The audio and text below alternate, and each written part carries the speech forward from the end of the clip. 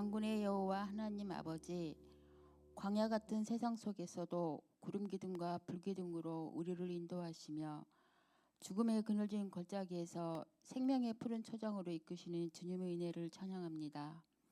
자비로우신 주님, 지난 한 주간의 삶을 돌이켜보니 베드로처럼 주님을 사랑한다 고백하면서도 결정적인 순간에 세상을 향해 고개를 돌렸고 연약함이 우리에게 있었음을 고백합니다. 새해의 결단은 있었으나 여전히 육신의 습관과 세상의 소리에 흔들리며 살았음을 회개합니다. 입술로는 주를 부르나 마음은 주님과 멀었던 애식함을 용서하여 주시고 십자가 보혈로 우리를 씻어 주시옵소서. 강과 없기는 올 한해 우리가 갈 길을 알지 못하고 앞날이 보이지 않아도 주님의 약속을 따라 믿음의 걸음을 옮기게 하옵소서.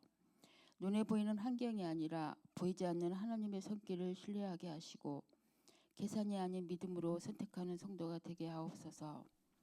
여호와는 나의 목자시니 내게 부족함이 없으리로다 라고 선포하신 담대한 믿음을 주시고 우리의 믿음이 삶의 현장에서 예수 그리스도의 향기가 되어 흘러가게 하옵소서.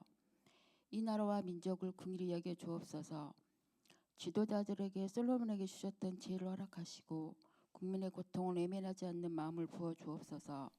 이 나라와 민족 위에 평강을 더하시고 복음의 빚진 자 된 사명을 온 열방을 향해 증거하는 제사장 나라가 되게 하옵소서. 우리 교회를 통해 이 지역에 주님의 사랑과 진리가 흘러가게 하시고 상처 입은 영혼을 치유되며 막힌 담이 허물어지고 절망의 수렁에 빠진 자들이 소망의 빛을 보게 하옵소서. 2026년 한 해는 주님의 도우심으로 모든 성도들이 복을 받는 한 해가 되기를 간구합니다. 영혼일 잘됨 같이 범사가 형통하고 강건하게 하시고 건강과 직장과 사업과 자녀를 지켜 주옵소서. 말씀을 선포하실 목사님을 성령의 권능으로 붙들어 주시옵소서. 그 입술에서 나오는 말씀이 좌우의 낯선 어떤 권보다도 예리하여 우리의 혼과 영과 관절과 골수를 찔러 쪼개며 우리의 삶이 어두운 부분을 드러내는 생명의 양검이 되게 하옵소서. 예배의 시작과 끝을 주님께 부탁하오며 예수 그리스도 이름으로 간절히 기도드립니다.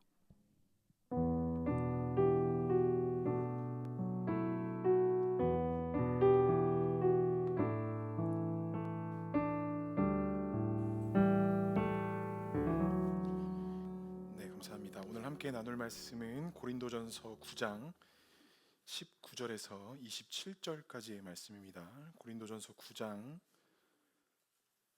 19절에서 27절까지의 말씀, 우리 한 절씩 교독하고 마지막 절은 함께 읽도록 하겠습니다. 네, 19절 제가 먼저 읽겠습니다. 내가 모든 사람에게 자유로우나 스스로 모든 사람에게 종이 된 것은 더 많은 사람을 얻고자 함이라. 유대인에게나 내게 유대인과 같이 된 것은 유대인들을 얻고자 함이요 율법 아래에 있는 자들에게는 내가 율법 아래에 있지 아니하나 율법 아래에 있는 자 같이 된 것은 율법 아래에 있는 자들을 얻고자 함이라. 율법 없는 자에게는 내가 하나님께는 율법 없는 자가 아니요 도리어 그리스도의 율법 아래에 있는 자에게는 율법 없는 자와 같이 된 것은 율법 없는 자들을 얻고자 함이라. 약한 자들에게 내가 약한 자와 같이 된 것은 약한 자들을 얻고자 함이요 내가 여러 사람에게 여러 모습이 된 것은 아무쪼록 몇 사람이라도 구원하고자 함이니 내가 복음을 위하여 모든 것을 행함은 복음에 참여하고자 함이라. 운동장에서 다름질하는 자들이 다 달릴지라도 오직 상을 받는 사람은 한 사람인 줄을 너희가 알지 못하느냐. 너희도 상을 받도록 이와 같이 다름질하라. 이기기를 다투는 자마다 모든 일에 절제하나니 그들은 썩을 승리의 관을 얻고자 하되 우리는 썩지 아니할 것을 얻고자 하노라. 그러므로 나는 다름질하기를 향방 없는 것 같이 아니하고 싸우기를 허공을 치는 것 같이 아니하며, 함께 읽겠습니다. 내가 내 몸을 쳐 복종하게 함은 내가 남에게 전파한 후에 자신이 도리어 버림을 당할까 두려워함이로다. 아멘. 오늘도 말씀과 기도 자리에 오신 성도님들을 사랑하고 축복합니다. 또 본문의 말씀을 통해서 주님의 귀한 음성 듣는 시간 되기를 소망합니다. 우리 앞지어 계신 성도님과 인사하겠습니다. 사랑합니다. 축복합니다. 한 주간 동안 편안하셨습니까? 오늘 말씀을 통해서 복음에 참여하는 삶이라는 제목으로 함께 말씀을 나누고자 합니다. 인간에게는 여러 가지 욕구가 있는데 그 중에 좀 중요한 부분을 차지하는 게 우리 인간에게는 외부로부터 인정받고자 하는 욕구와 인정이 인간 모두에게 있대요. 그러니까 나이와 지위와 상관없이 사람은 어느 누구에게나 어디서나 인정을 받고 존중받고자 하는 우리의 욕구가 저를 비롯한 우리 모두에게도 다 있다라는 것입니다. 그래서 가정에서든 뭐 직장에서든 어디든지 간에 우리가 존중받고 인정받는다면 그것만큼 보람과 행복을 느끼는 것도 사실은 없는 것 같아요. 그렇지 않습니까? 내가 조금 부족하고 연약해도 누구로부터 칭찬을 받고 누구로부터 인정을 받으면 부족하고 연약하지만 그 부족하고 연약함 가운데 놀라운 힘이 나올 때가 있음을 보게 돼요. 저도 지금까지 만났던 두 분의 목사님으로부터 참 감사한 거는 이 인정을 받고 칭찬을 많이 받았던 것 같아요. 그래서 부족하고 연약하지만 그 칭찬 때문에, 그 격려 때문에, 또 그 사랑 때문에 말할 수 없는 힘과 에너지가 사실은 제 안에서 나오는 저의 모습도 발견하게 된 것 같아요. 이처럼 우리가 인정받고 존중받는다라는 것은 사회나 교회나 어디나 달 것 없이 우리 모두에게 사실은 필요한 요소다라는 것입니다. 3040 세대가 교회를 떠나는 이유에 대해서 최근에 막 여러 가지 통계 자료가 되게 많이 나오고 있는데 그 중에 몇 가지를 좀 보자면 교회의 어떤 권위적인 것들, 또 제왕적인 목회적인 형태의 젊은 세대들이 이제 교회를 좀 등지게 된다라는 그런 좀 요소들이 있어요. 그래서 그런 요소들이 왜 나올까 좀 이렇게 저도 한번 깊게 생각을 해봤더니 결국에는 서로가 서로를 존중하고 배려해야 되는 게 교회인데 이 교회가 나름대로 계급화되어져 있고 직분화되어져 있고 서열화되어져 있다 보니까 여기서부터 찾아오는 피곤함과 불편함들이 사실은 우리 성도에게도 사실은 있다라는 거예요. 이처럼 인정과 존중의 욕구는 우리 모두에게 있기 때문에 지위가 있는 사람도 인정을 받고 싶고 또 아직 지위와 위치가 없는 사람도 성장하고 자람에 따라 이 지위와 인정에 대한 욕구가 다 꿈을 키워가고 있다라는 사실입니다. 제가 오늘 이 말씀을 왜 나누냐면 오늘 우리가 읽었던 이 고린도전서 9장의 내용을 보게 되면 이 고린도 교회가 바울에 대해서 감사하고 그가 복음 전해준 것에 귀하게 여기는 사람들도 있었지만 바울이 가지고 있던 이 사도권에 대해서 인정하지 못하는 이들도 있었다라는 거예요. 그러니까 사도 바울이 고린도 교회가 인기가 있었던 것뿐만이 아니라 한편에서는 사도 바울의 어떤 사도성과 권위에 대해서 인정하지 않는 부리들도 있었다라는 거예요. 그런데 우리가 지금까지 고린도전서 말씀을 나눠본 것을 보게 되면 사도 바울이 그 권위와 인정받지 못함에 대해서 불편함을 드러내지 않았어요. 그들이 인정하지 못하고 존중하지 못하는 그들의 반응에 사도 바울의 불편함과 또 그 권위를 찾고자 어떤 노력을 한 것이 아니라 자신은 어떠한 마음으로 지금 이렇게 하고 있고 무엇 때문에 이렇게 하고 있는지를 사도 바울은 오히려 이야기를 했다는 거예요. 그래서 우리가 읽진 않았지만 9장 초반부에는 그 사도의 권리성에 대해서 이야기하고 후반부에서는 그 사도 바울의 마음에 무엇이 있는지를 오늘 말씀에 이야기를 하고 있거든요. 그래서 9장 12절에 보면 바울이 이런 이야기를 합니다. 다른 이들도 너희에게 이런 권리를 가졌거든 하물며 우리일까 보냐. 그러나 우리가 이 권리를 쓰지 아니하고 범사에 참는 것은 그리스도의 복음에 아무 장애가 없게 하려 함이로다라고 바울이 이야기해요. 그러니까 바울도 자기가 느끼기에 자신의 어떤 권세와 권위에 대해서 불편한 요소들이 마음에 충분히 있을 수 있지만 내가 그 권세와 권리를 주장하지 않는 것은 내가 전하고 있는 복음에 대해서 어떤 장애도 어떤 불편함도 느끼지 않기 위해서 내가 그것들을 감수한다라는 게 지금 바울의 이야기예요. 그러니까 자신의 어떤 권리, 어떤 지위, 어떤 권세, 어떤 힘 이런 것들에 대한 당연한 것들을 나는 기꺼이 뭐 하겠다라는 거예요? 내려놓겠다라는 거예요. 그걸 내가 주장하지 않겠다라는 거예요. 그리고 내가 이걸 주장하지 않고 내려놓는 이유는 오직 예수 그리스도의 그 복음의 진리가 너희들 안에 있기를 원하는 것이고 그것이 전해지는 데 있어서 나의 권리와 나의 어떤 의무와 이런 것들이 해가 되고 장애물이 된다면 나는 기꺼이 그것에 대해서 포기하고 내려놓겠다라는 게 지금 바울의 이야기입니다. 오늘 이 말씀을 통해서 과연 그러면 우리는 복음에 참여하는 삶을 살아가고 있는가? 나도 구원받은 자로서 또 성도로서 또 교회가 되어가면서 나는 혹시 세상에서 말하는 그 권리와 존중을 다른 눈으로 바라보고 있진 않나? 말씀 속에서 또 오늘 바울이 이야기한 이 권리와 존중을 내려놓는다라는 게 과연 이 복음 안에서 어떠한 결정과 결단인가? 오늘 이 말씀을 가지고 함께 은혜를 나눠보고자 합니다. 첫 번째로 살펴볼 것은 바울이 종이 되고자 하는 이유는 과연 무엇이었을까요? 우리 19절의 말씀 함께 읽어보겠습니다. 시작. 내가 모든 사람에게 자유로우나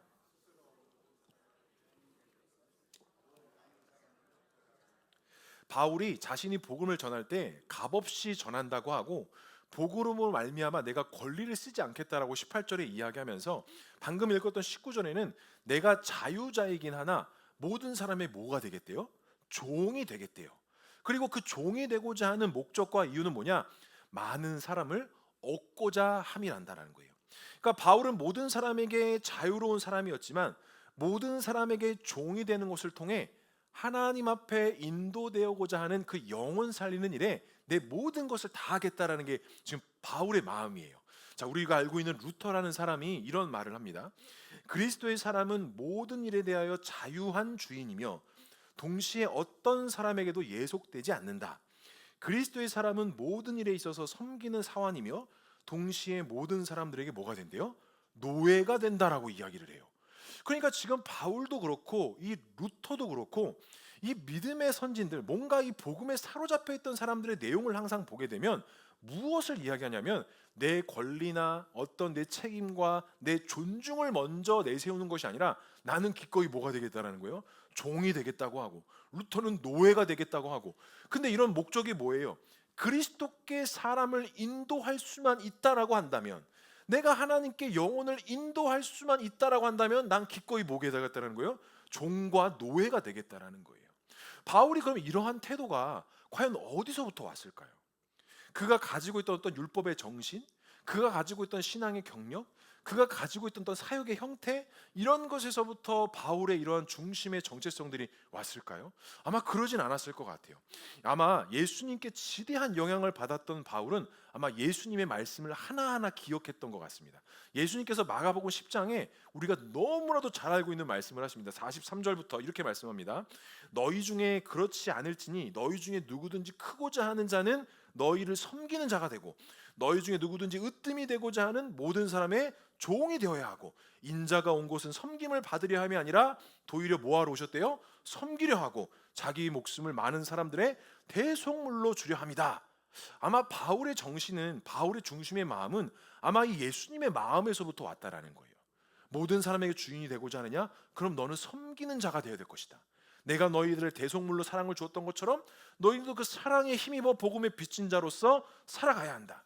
그러니까 바울의 이 복음 증거의 태도는 자신의 어떤 경험, 자신의 지식, 자신의 어떤 암, 이것이 아니라 철저하게 예수님께서 이 땅에 오셔서 보여주셨던 그 섬김의 자세, 그 사역의 자세가 바울의 척도가 되고 바울의 기준이 되었다라는 거예요.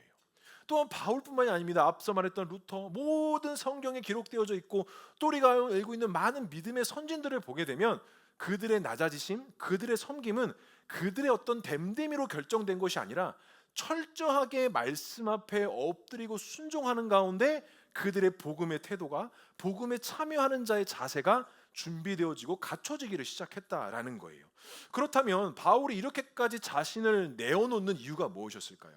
앞선 8장에 보면 우리가 말씀 나눴던 것이 내가 형제를 실족하게 한다면 내가 영원히 뭐를 먹지 않겠대요? 고기를 먹지 않겠다라고 이야기할 정도로 바울의 모든 관심과 초점은 사람, 영혼에게 있었다라는 거예요. 그리고 내가 그 복음이 전달되어지는 것에서 걸림돌이나 장애물이 된다면 나는 기꺼이 그것을 다 포기하고 내려놓겠다라고 이야기합니다. 그러니까 오늘도 바울이 내가 자유로운 사람, 자유인이긴 하나 영혼을 위해서 내 권리와 내 권세, 나의 어떤 됨됨이 그런 모든 것들을 뭐 하겠다라는 거예요? 내려놓겠다라는 거예요. 구체적인 예를 이제 바울이 듭니다. 첫 번째로는 유대인에게는 유대인 노릇한다. 그리고 이방인에게는 이방인 같이 하겠다라고 이야기를 해요. 사실 바울은 누구보다도 베냐민 지파 출신으로 율법에 대해서, 율법의 정신에 대해서 그 누구보다도 잘 알고 있는 사람이었어요. 그러니까 누구에게 율법에 대한 이야기를 나누면 사도 바울은 속된 말로 꿀릴 것이 없는 사람이었어요. 근데 오늘 바울이 뭐라고 얘기하냐면 율법이 있는 자들에게 내가 유대인 노릇한다라는 것은 내가 가지고 있는 기준으로 그들을 뭐하지 않겠다라는 거예요. 정죄하거나 판단하지 않겠다라는 거예요.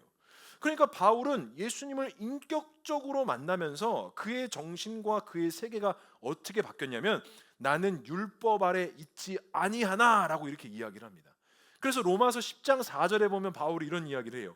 그리스도는 모든 믿는 자에게 의를 이루기 위하여 율법의 마침이 되셨다. 바울은 그 율법의 마침과 완성이 내가 그 율법을 많이 아는 것으로 마침이 되는 것이 아니라 예수 그리스도가 율법의 마침이 되었다라고 말씀하면서 이방인들과 유대인들이 가지고 있었던 어떤 오해의 요소를 방지하기 위해서 나의 어떤 기준과 됨됨이가 기준이 아니라 오직 예수 그리스도가 이 율법의 마침, 율법의 완성되었다라고 이야기를 합니다. 그리고 결국에는 이 율법의 완성되신 그리스도를 믿음으로 말미암아 우리가 주께로 나아갈 수 있다라는 이야기를 해요. 근데 로마서 9장 3절에 바울이 또 이런 이야기를 합니다. 나의 형제 곧 고륙의 친척을 위하여 내 자신을 저주받아 그리스도에게 끊어질지라도 원하는 바로다. 이게 무슨 말이냐면 내가 율법에 대해서 끊어진다 할지라도 그리스도 앞에 영혼을 인도할 수 있다면 나는 뭐하다라는 거예요? 괜찮다라는 거예요. 그 율법에 대해서 나도 율법을 잘 알고 있는 자지만 그리스도께 영혼을 인도할 수 있다면 내가 그것 가운데 끊어진다 할지라도 나는 뭐한다라는 거예요? 괜찮다라는 거예요. 그러니까 바울은 뭐든지 뭐에 집중이 되어져 있었느냐? 그가 회심 사건 이후에 그리스도께 영혼을 인도하는 것이 바울이 가지고 있는 모든 초점과 관점이었다라는 거예요. 그가 행동하는 것, 그가 복음 전하는 것, 또 교회를 세우고 사람들을 권면하는 이 모든 것의 초점이 내 어떤 자리를 찾고 내 권리를 주장하고 내가 이런 사람이야, 내가 너희들에게 이런 것 하지 않았느냐, 이런 걸 강조하는 것이 아니라 철저하게 오직 예수 그리스도만이 너희의 주인 되어 주신다라는 게 바울의 관점이었다라는 거예요. 두 번째로 바울이 이 이방인들에게는 또 어떻게 다가가느냐? 율법 없는 자들에게는 내가 율법 없는 자 노릇하겠다라고 이야기를 해요. 그리스도의 율법 아래 있다라는 것은 무엇을 말하는가? 율법은 하나님께서 인간에게 주신 어떤 은혜의 척도였거든요. 제가 이제 구약 여호수아 말씀 나누면서 많이 이야기했는데 하나님께서 이스라엘 백성들에게 십계명을 주시고 율법을 주셨던 궁극적인 이유가 있었어요. 너희들 이거 1부터 10까지 못 지키면 큰일 나. 너 이거 못 고치면 너 이 자격에서 떨어지는 거야. 이렇게 위해서 율법을 주신 게 아니에요. 이것 때문에 십계명을 주신 게 아니에요. 하나님의 마음은 너희들이 1부터 10까지 지킬 수 있다 없다? 없다는 거예요. 너희들이 가지고 있는 힘, 너희들이 가지고 있는 어떤 능력으로 이 계명을 지킬 수 없어. 그러니 누구만 바라보라는 거예요? 하나님만 바라보라는 거예요. 왜 그들이 광야의 길을 나아가는데 광야 자체도 힘든데 왜 그 가운데 십계명을 주셔서 안 그래도 힘든 가운데 더 힘듦을 주셨느냐? 사람은 광야 가운데 하나님을 안 보거든요. 그런데 그 계명을 주심으로 마음의 부담과 여러 가지 상황들을 통해 이 이스라엘 백성들이 우리의 힘으로 할 수 있는 게 단 한 가지도 없구나. 우리가 오직 바라봐야 될 건 하나님 한 분밖에 바라볼 것이 없구나 라는 게 하나님의 마음이었어요. 그러니까 사도 바울도 이 율법의 어떤 지킴과 율법의 정신을 내가 가지고 있는 것이 전부라고 생각했던 자였는데 이가 부활하신 예수님을 만난 이후에 그게 아니었던 거예요. 이 율법이라는 것은 판단과 정죄의 도구가 아니라 내가 하나님 앞에 나아가기 위한 은혜의 방편이었다라는 거예요.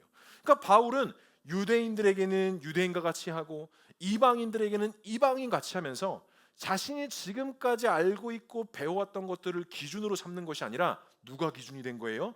예수 그리스도가 기준이 되기 시작한 거예요.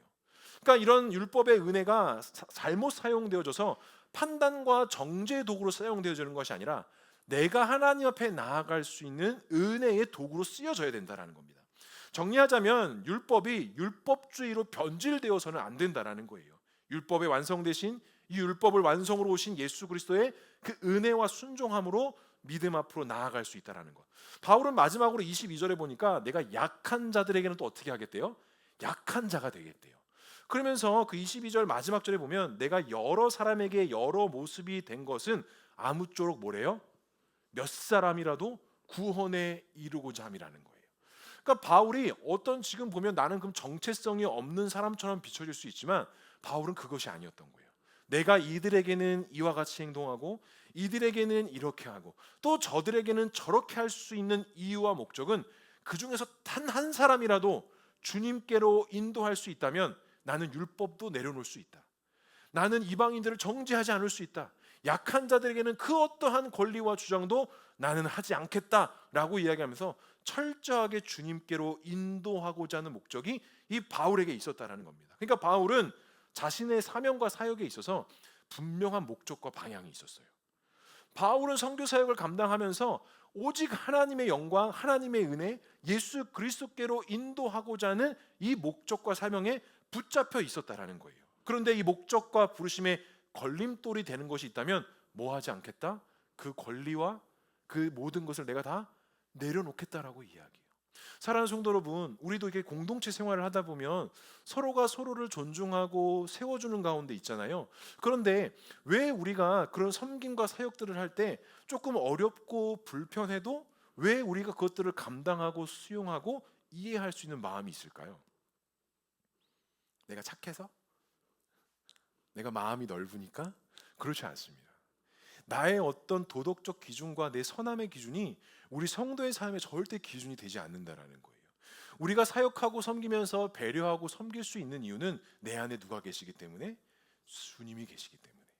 그 주님의 마음이 있기 때문에 우리가 그럴 수 있거든요. 그러면서 우리가 서로 존중하고 서로 배려할 수 있다라고 저는 생각을 합니다. 우리가 공동체 안에서 함께 배려하고 함께 섬겨야 되는데 그럼 서로가 서로를 존중해 줘야 되잖아요. 세워줘야 되잖아요. 그런데 우리가 서로 존중하고 세워줘야 된다라는 마음을 가지고 서로에게 다가갔을 때 서로를 세워주고 존중하면 이게 아름답게 잘 세워질까요? 아니면 뭔가 다른 문제가 생길까요? 제가 제 경험으로 보자면 모든 사람이 존중받고자 하는 마음들이 있어요. 그죠? 저도 존중받고 싶은 마음이 있거든요. 그런데 이 사람과 사람이 모여 특별히 교회라는 공동체는 각자의 마음에 존중받고자 하는 싶은 마음이 있긴 하지만 결국에는 어느 누군가가 어떻게 해야 될까요? 한 발짝 뒤로 물러설 수 있어야 돼요. 누군가가 양보하고 배려해서 상대방을 먼저 세워줄 수 있는 믿음의 넉넉함이 있어야 될 것 같아요. 모두가 나 존중해줘, 나 존중해줘 나오면 서로가 서로를 존중해주는 게 아니라 어떻게 하냐면 이거밖에 안 되는 거예요. 제가 지금까지 사역하면서 많은 어른들을 보았거든요. 근데 그 많은 어른들 중에 정말 사람들을 잘 섬기시는 분들을 정말 많이 봤어요. 야, 어떻게 저렇게까지 섬길 수 있지? 어떻게 저렇게까지 배려할 수 있지? 이런 분들을 정말 많이 봤거든요. 그런데 정말 놀라운 사실은 그렇게 누군가를 존중하고 배려하시는 분들이 어떤 대우와 대접을 받느냐? 그들로 하여금 뭐를 받는 줄 아세요? 존중과 대우를 받으세요. 그러니까 내가 먼저 선순환이 이루어졌을 때 누군가가 나를 또 존중해 주는 것이지 내가 존중받는다고 해서 누구를 존중해 주고 세워주는 거는 어떻게 보면 우리의 좀 이상적인 모습일 수밖에 없다라는 거예요. 그러니까 오늘 바울이 만약에 고린도 교회 성도들에게 또 다른 초대교회 사람들에게 야, 내가 너희들에게 복음 전하지 않았어? 근데 너희들 나를 왜 이렇게 무시해? 내 말을 잘 듣고 왜 이렇게 이런 태도를 바울이 취했다라고 한다면 그들이 바울을 존중했을까요? 근데 바울은 항상 마음이 뭐였냐면 나는 항상 종이 되겠다. 나는 복음의 빚진 자로서 항상 종이 되고 너희들을 섬기는 자가 되겠다라고 이야기했더니 그 바울을 섬기고 존중하는 자들이 고린도 교회뿐만 아니라 수많은 교회들 속에서 바울을 후원하고 세워주고 그의 사역을 돕는 자들이 일어나지 않았습니까? 사랑하는 성도 여러분, 그렇다면 나는 복음의 빚진 자로서 나는 과연 누구를 섬기고 누구를 세우고 누구를 주님께로 인도하는 사명자의 삶을 살아가야겠습니까? 간절히 바라기는 이와 같은 사명들과 사역들을 감당하실 때 종이 될 수 있기를, 종과 같은 마음으로 상대방을 섬길 수 있기를 주님의 이름으로 간절히 축복합니다. 그래서 또 집에 돌아가셔서 목사님이 종되라고 했으니까 너 나한테 종으로 섬기를 이렇게 하시면 안 돼요. 내가 먼저 종이 되어줘서 나의 배우자를, 나의 자녀들을 섬기고 세울 수 있는 그런 믿음의 여유로움과 믿음의 넉넉함이 우리 모두에게 있어야 된다라는 사실입니다. 사랑하는 성도 여러분, 그리스도의 종으로 섬기고 사랑하며 복음에 동참하는 삶, 참여하는 삶이 될 수 있기를 주님의 이름으로 간절히 축복합니다. 두 번째로 바울이 궁극적으로 이와 같이 행할 수 있는 이유가 과연 무엇이었을까요? 우리 23절의 말씀 함께 읽어보겠습니다. 시작. 내가 복음을 위하여 모든 것을 행함은 복음에 참여하고자 함이라. 바울이 종이 되어서 섬긴다, 내 권리를 다시 쓰지 않고 내세우지 않고 낮은 자리로 가겠다라고 말했지만 이게 쉽까요? 쉽지 않을까요? 쉽지 않습니다. 사람이 한번 이 무력과 권력이 한번 들어오면 이것을 벗어버린다라는 게 정말 어려운 것 같아요. 저도 한번 이 권력의 욕이 한번 싹 들어왔던 적이 있어요. 언제였냐면 대학원 다닐 때였어요. 제가 대학원 다닐 때 조교를 1년 반 동안 했거든요. 근데 그거 아십니까? 대학원 때 조교가 가지고 있는 힘과 파워가 어떤 건 줄 아십니까? 저는 깜짝 놀랐습니다. 야, 내한테 이런 파워가 생기다니. 어떻게 보면 교수님 파워보다 누구 파워가 더 세? 내 파워가 더 센 거예요. 그래서 모든 원우들이, 그때 제가 이제 전도사 때 대학원 때였거든요. 전도사 때인데 이제 전도사 MA 과정이기 때문에 목사님들도 계시고 전도사님들도 있고 강도사님들도 있는데 막 그 목사님들이 저한테 와서 아유 전도사님 좀 이거 나 이제 좀 잘 봐줘. 그래서 과제를 좀 잘 못했는데 내가 다음 주에 낼 테니까 교수님께 좀 발 좀 잘 해줘. 막 이런 말들을 하는데 그게 내 권세가 아니잖아요. 근데 그 말을 많이 들으니까 제가 무슨 착각을 일으켰냐면 이게 누구 권세예요? 내 권세가 되는 거예요. 내 권세가 되는 거예요. 심지어 출석도 교수님이 안 불러요. 누가 불러요? 내가 불러요. 왜 출석을 내가 부르는지 몰랐지만 출석을 부르는 게 이렇게 힘이 생길 줄은 제가 몰랐어요. 문자가 많이 옵니다. 아유 전도사님 제가 오늘 뭐 교회 뭐가 일이 있어서 좀 뭐 그냥 출석 좀 잘 좀 뭐 이런 제안들과 그리고 얼마나 커피를 많이 사주시는지 밥도 사주시고 커피도 사주시고 그러니까 이 잠깐의 유혹이 저 안에 엄청난 유혹의 제안으로 들어오는 거예요. 그러니까 우리의 어떤 권리와 우리의 어떤 이 자리가 한순간에 잘못 들어오는 순간 우리가 넘어지는 건 일순간인데 사도 바울이 오늘 뭘 얘기했냐면 내가 이것에 대해서 내 권리를 주장하지 않겠다라는 거예요. 내가 너희들의 종이 되고 내가 너희들을 섬기는 자가 되겠다라고 하는 것은 특별히 이 모든 것 가운데 하나님의 마음으로 내가 그 자리에 서겠다라는 거예요. 저도 어른이 되고 부모가 되고 특별히 목회자로서 성숙되어져 간다고 할 때 매번 다짐하는 게 그거예요. 주님, 내 높아짐과 권위, 권세를 내가 남용하지 않게 달라고. 내가 이 모든 힘들을 내 힘으로 쓰는 것이 아니라 하나님의 능력과 하나님을 더욱더 사랑하고 영혼을 섬길 수 있는 마음으로 이 권세와 권위를 사용할 수 있게 달라고 정말 매일마다 기도하는 것 같아요. 왜냐하면 제가 아까 그 조교할 때 제 위의 조교가 이 권세를 잘못 써서 호되게 당했거든요. 제가 이제 그걸 보니까 야 이게 정말 이 권세를 내가 잘못 쓰면 떨어지는 건 정말 뭐다? 한순간이구나. 그래서 그래요. 세상을 저도 살다 보고 또 교회를 보면 우리가 덕을 세우고 이롭게 하는 것에는 상당히 많은 힘과 에너지가 필요해요. 또 많은 시간이 필요해요. 그런데 그렇게 쌓아놓은 것들이 무너지는 건 정말 한순간이라는 거예요. 자칫 잘못하는 순간 그 오래 힘들게 쌓았던 모든 것들이 한순간에 바람처럼 사라진다라는 겁니다. 바울은 아마 이걸 알았던 것 같아요. 그래서 저도 고민합니다. 아 진짜 어른이 된다는 게 뭘까? 아 진짜 부모가 된다는 게 뭘까? 진짜 목사가 된다는 게 뭘까가 항상 제가 가지고 있는 고민인 것 같아요. 바울도 그가 예수 그리스도를 인격적으로 만난 이후에 아마 바울은 이런 심각한 고민에 아마 많이 빠져 있던 것 같아요. 율법으로도 완벽했고 모든 것에 부족함이 없었던 바울이 부활하신 예수님을 만난 이후에 그의 모든 관점과 생각들이 뒤바뀌어져 가는 상황 속에 나는 그러면 어떠한 자로 살아가야 되는가?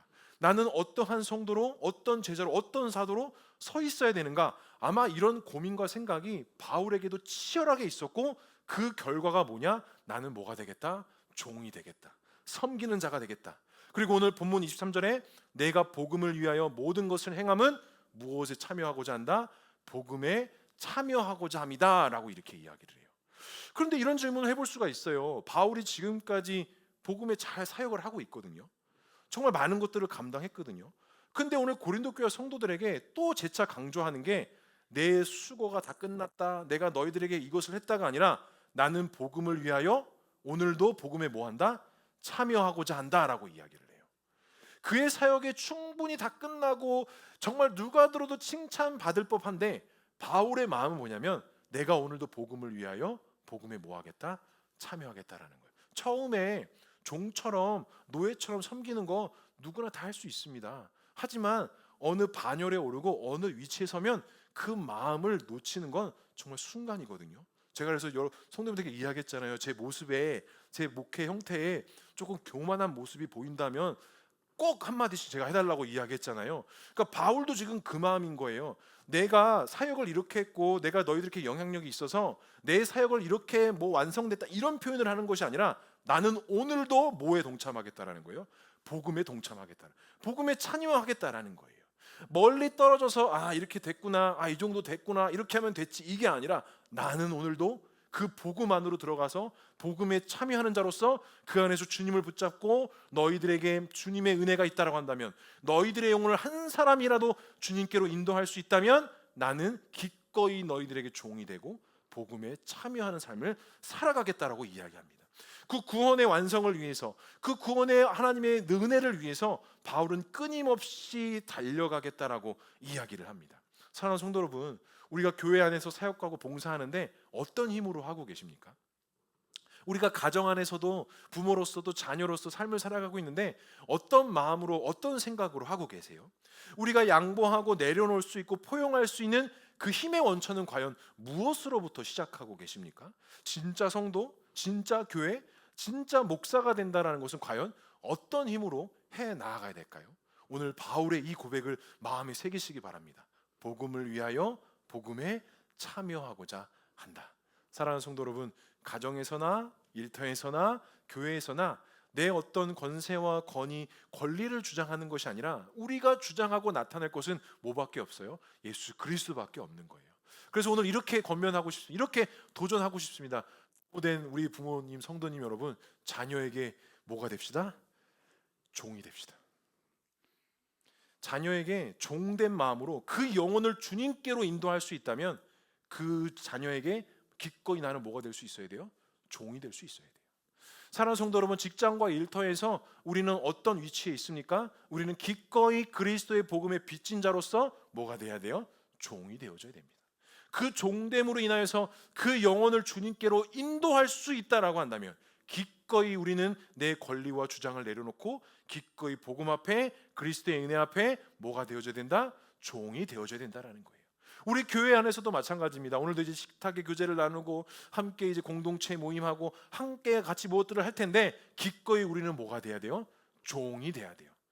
당신이 나한테 이렇게 섬기셔야 되는 거 아닙니까? 이렇게 배려를 해주시 이런 게 아니라 기꺼이 내가 먼저 종이 되어줘서 섬기는 마음으로 그를 사랑하고 세워주는 마음으로 기꺼이 내어줄 수 있다라고 한다면, 사랑하는 성도 여러분, 과연 우리는 복음에 참여하는 삶을 살아가고 있습니까? 혹시라도 참여가 아니라 한 발짝 뒤로 물러서서 그 복음을 그냥 바라보고 계시진 아니하십니까? 간절히 바라기는 복음에 참여하고자 하는 그 나의 결단과 헌신에 하나님의 은혜가 있기를 주님의 이름으로 간절히 축복합니다. 그래서 우리가 각자의 자리에서 이 복음에 참여하는 삶을 통해 주님께서 우리에게 예비하시고 준비하신 그 복음의 사명, 한 사람이라도 주님께로 인도할 수 있다라고 한다면 나의 어떤 자존심, 나의 어떤 됨됨이, 나의 그 모든 권리들을 주 앞에 내려놓고 기꺼이 영혼을 섬기고 살릴 수 있는 저와 우리 모두가 될 수 있기를 주님의 이름으로 간절히 축복합니다. 마지막으로 우리의 믿음과 신앙의 길은 무엇을 위한 길이라고 말씀합니까? 우리 26절의 말씀 함께 읽어보겠습니다. 시작.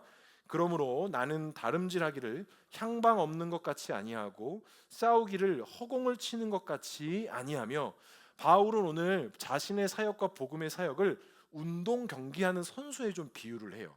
자, 운동 경기 선수는 자기가 하는 종목에서 뭐가 돼야 상을 받아요? 1등을 해야 돼요. 2등은 물론 은메달을 받겠죠. 근데 금, 은, 동 메달이 있지만 우리 누구만 기억해요? 금메달만 기억해요. 이 더러운 세상, 금메달만 기억하는 이 은메달도 얼마나 힘든 건데. 근데 오늘 바울이 무엇을 얘기하는 거냐면, 운동 경기 선수도 그가 1등하기 위해서 열심히 믿음의 다림질을 하는데, 우리는 복음의 사역을 감당하는 자들로서 우리가 그 면류관을 받기 위해서 열심과 최선을 다 내야 되지 않느냐라고 이야기하는 거예요. 그러니까 이 복음의 사역은 방향이 없는 자처럼 허공에 주먹을 날리는 것처럼 해야 되는 것이 아니라 분명한 목적과 방향이 있어야 된다라는 거예요. 그렇지 않고서는 우리가 절대로 그 사역과 사명을 통해 어떠한 상급도 받을 수 없다라는 걸 바울이 이야기하고 있는 거예요. 그러면서 오늘 이야기합니다. 이기기를 다투는 자는 절제한다라고 이렇게 이야기하거든요. 여기서 다툰다라는 것은 경쟁하다, 격렬히 몸부림치다라는 뜻을 가지고 있습니다. 근데 경쟁에서 몸부림치는 자들은 뭐 하는 자라는 거예요? 절제하는 자라는 거예요. 여기서 절제한다라는 것은 훈련하다, 자제하다라는 뜻을 가지고 있더라고요. 그러니까 우리가 복음의 사역을 통해서 상을 받고 그 가운데 믿음으로 나아가는 자들은 뭐 할 수 있어야 돼요? 절제할 수 있어야 돼요. 훈련할 수 있는 자가 돼야 되는 거예요. 특히 운동 선수에게 있어서는 저는 운동 선수는 아니지만 자기 관리가 되게 중요하대요. 근데 제가 생각해 보니까 운동 선수에만 자기 관리가 중요한 게 아니라 우리가 사회의 어느 구성에 있든지 간에 우리는 뭐 때문에 승리할 수 있냐? 자기 관리를 어떻게 하느냐에 따라서 그 승패가 많이 이렇게 달라지는 것 같습니다. 제가 여러 번 말씀드렸지만 제가 그동안까지 부목사로 있었을 때는 뭐 점검에 사람이 있었고 잔소리하는 사람이 있었기 때문에 이 마음을 다잡는 것이 잘 될 수 있었어요. 조금 실수하면 이제 막 이렇게 막 스트레스가 오니까. 근데 제가 혼자 딱 떨어지고 보니까 나를 보는 사람이 있어요, 없어요? 없어요. 오직 누구만 하셔? 하나님만 아시는 거예요. 그러니까 이게 자칫 잘못하면 이 제 관리에 있어서 한순간에 나가 떨어지게 생긴 거예요. 조금만 타협점이 생기면 제 안에 나태함이 생길 수 있는 자리가 된 거예요. 그러니까 목회든 운동선수든 어떠한 일에 있든 이 자기 관리, 자기 중심의 마음을 어떻게 지키느냐에 따라서 그 길과 과정들이 달라진다는 것입니다. 근데 오늘 바울은 이 성도와 이 사명자들이 이 다름질을 할 때 이 절제할 수 있는 훈련이 너에게 있어야 된다는 겁니다. 그러니까 이 고린도 교회와 성도들은 은사도 있고 달란트도 있고 어떤 모양새도 있지만 이들이 그들의 사역과 형태에서 뭐를 잘 못하는 거예요? 절제를 잘 못하는 거예요. 절제를 잘 못한다는 건 그들이 믿음의 어떤 훈련도 하고 있지 않다라는 거예요. 그들의 지금까지 있었던 것들, 그들에게 쌓였던 이 모든 것들을 자랑만 할 줄 알았지 복음과 말씀 안에서 나를 훈련시키고 나를 절제시키고 내가 주님 앞에 다시 정결하게 서기 위한 그 어떠한 믿음의 노력도 이 고린도 교회와 성도들 안에 보이지 않았다라는 거예요. 음란, 부패, 가정의 위기, 지금까지 우리가 말씀을 나눴던 것처럼 여러 가지 절제하지 못함의 방관이, 나태함이 이 고린도 교회와 성도들 가운데 있었다라는 거. 그러면서 바울은 그들에게 이렇게 이야기합니다. 그들은 썩을 승리의 관을 얻고자 합니다. 그렇게 하고 있다. 아니, 승리하는데 왜 썩을 관이라고 이야기를 해요? 승리했으면 영원히 빛난 면류관이어야 되는데 왜 바울은 그들에게 썩을 면류관을 너희들이 구하고 있다라고 이야기했을까요? 당시 운동 경기가 이 로마 주변에 많이 있었기 때문에 1등하는 사람에게는 이 면류관이 이렇게 주어졌어요. 근데 이 면류관이 뭐로 만들었냐면 솔잎이나 파슬리 잎으로 만들고 또 야생 감나무로 만들었다고 해요. 그러니까 이거를 별거 아닌 재료지만 이거를 수여받는 사람은 당시 모든 사람들에게 막 칭찬받고 건의가 세워지고 막 영광이 이 사람에게 있었던 거예요. 근데 오늘 바울이 너희들은 그 썩을 관을 구하고 있대요. 그 이유를 살펴봤더니 나무로 만든 관은 시간이 지나면 어떻게 돼요? 썩어 없어져요. 관만 썩어 없어지느냐? 그 1등 했던 사람도 그 영광이 오래 가지 못합니다. 잊혀집니다. 또 다른 누군가가 1등이 나타나면 사람도 없어지는 거예요. 그러니까 바울은 비교하면서 너희들이 지금 그 썩어 없어질 관을 구해야 되는 것이 아니라 썩지 아니할 의의 면류관을 너희들이 구하고 그것을 바라봐야 된다라고 이야기를 하는 거예요. 그러니까 성도 여러분, 우리가 강구하고 찾아야 될 것은 다른 것이 아닙니다. 그래서 바울이 디모데후서 4장 7절과 8절에 이런 말씀을 해요. 나는 선한 싸움을 싸우고 나의 달려갈 길을 마치고 믿음을 지켰으니 이제 후로는 나를 위하여 뭐가 준비되었대요? 의의 면류관이 예비되었으므로 주 곧 의로우신 재판장이 그날에 내게 주실 것이며 내게만 아니라 주의 나타나심을 사모하는 누구에게든지요 모든 자에게도 주실 것이다라고 이야기해요. 그러니까 우리는 이 땅에서 주는 의의, 이 땅에서 권위와 권세, 영광을 주는 면류관을 사모해야 되는 자들이 아니라 내가 달려갈 길은 하나님께서 주시는 의의 면류관을 받을 믿음의 소망을 가지고 나아간다라는 것. 운동선수가 절제함을 통해 훈련하고 목표를 향해 가는 것처럼 우리 그리스도인들도, 우리 사명자들도 그 말씀의 훈련을 통해 썩어 없어질 것이 아니라 영원히 변하지 아니하고 없어지지 아니할 의의 면류관을 사모해야 한다는 사실입니다. 성도 여러분, 바울이 이런 모든 것에 대해서 이 소망과 확신이 있었기 때문에 나는 종이 되겠다, 나는 너희를 섬기는 자가 되겠다. 나는 그런 어떠한 권세와 권위를 나는 밝히지 않겠다, 주장하지 않겠다라고 이야기해요. 사랑하는 성도 여러분, 오늘 이 바울의 이야기를 가지고 우리에게 세 가지를 좀 적용했으면 좋겠습니다. 첫 번째, 주님을 주인으로 모시는 우리는 믿음의 삶을 살아야 됩니다. 이 주인으로 주님을 모신다라는 것은 되게 단순한 말 같지만, 이 주님을 주인으로 모신다라는 것은 엄청난 내려놓음과 포기가 있어야 돼요. 내 권리를 주장하지 않겠다라고 했던 이 바울의 고백처럼 주님을 주인으로 모신다라는 것은 내 안에 주님을 나의 모든 것으로, 나의 모든 초점으로, 나의 완전하신 하나님으로 모시겠다라는 거예요. 사랑하는 성도 여러분, 지금 누구를 주인으로 모시는 삶을 살아가고 계십니까? 혹시 주님이 아니라 다른 것이 혹시 나에게 주인 되어지고 있지 않습니까? 두 번째로 이렇게 적용하면 좋을 것 같습니다. 주님의 몸된 교회를 세우기 위해 덕을 세우고 믿음의 교제를 끊임없이 우리는 나눠야 됩니다. 우리가 이제 식사 후에 공동체 모임을 이렇게 하는 것을 제가 이렇게 보는데, 공동체 모임 하는 거 이렇게 보면 되게 이렇게 기분이 감사하고 좋아요. 왜냐하면 진짜 교회는 우리가 이렇게 모여지는 이 대공동체도 교회지만, 진짜 교회는 이 소공동체로 모이는 게 진짜 교회입니다. 그래서 그 안에서 다양한 형태와 모양들을 가지고 나누고 교제하고 서로를 위해서 간구하고 기도하는 이 모습들이 정말 보기가 너무 좋아요. 그리고 저는 공동체 모임하면 되게 짧게 하실 줄 알았는데 의외로 시간들을 막 길게 가져가시면서 그 나눔들과 그 교제들이 좀 풍성함이 있는 것들을 보게 됩니다. 간절히 바랍니다. 우리 인도자님들, 총무님들, 또 우리 많은 성도 지체들, 우리가 공동체 모임하는 것을 가볍게 여기지 마시고 이 안에 마음을 다하시기 바랍니다. 우리가 지난주부터 이제 청년부도 공동체 모임을 시작을 했는데, 제가 들어보니까 다 이제 아이들만 모여 있어가지고 다들 이렇게 뭐 우물쭈물했다는 그런 이야기들을 들었어요. 근데 할 수 있습니다. 이것이 시작이 되어져서 이 안에서 참된 교제와 나눔들이 진행되어지면서 진짜 교회 되어지고 진짜 성도 되어진다라는 사실.